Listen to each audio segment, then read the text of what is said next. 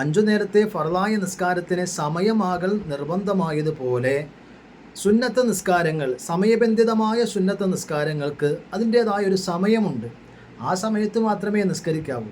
ഇപ്പം ചില ആളുകളൊക്കെ പള്ളിയിലേക്ക് കടന്നു വരുമ്പം അവിടെ തറാവീഹ് നിസ്കാരം നടക്കിയിരിക്കും. അപ്പോൾ ഒരു ഇശാ നിസ്കരിച്ചിട്ടില്ല.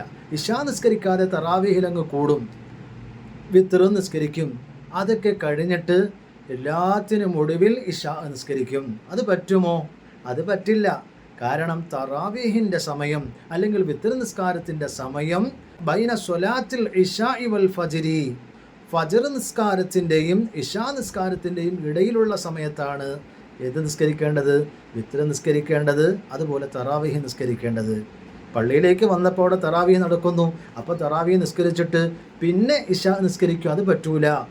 ആദ്യം ഇശാ നിസ്കരിക്കണം, അതിനുശേഷമാണ് തറാവീഹ് നിസ്കരിക്കേണ്ടത്. ഇശാ നിസ്കരിച്ചതിന് ശേഷമാണ് വിത്ർ നിസ്കരിക്കേണ്ടത്. അല്ലാതെ നിസ്കരിച്ചാൽ അത് തറാവീഹ് ആവൂല, അതുപോലെ വിത്ർ നിസ്കാരവുമായി പരിഗണിക്കൂല.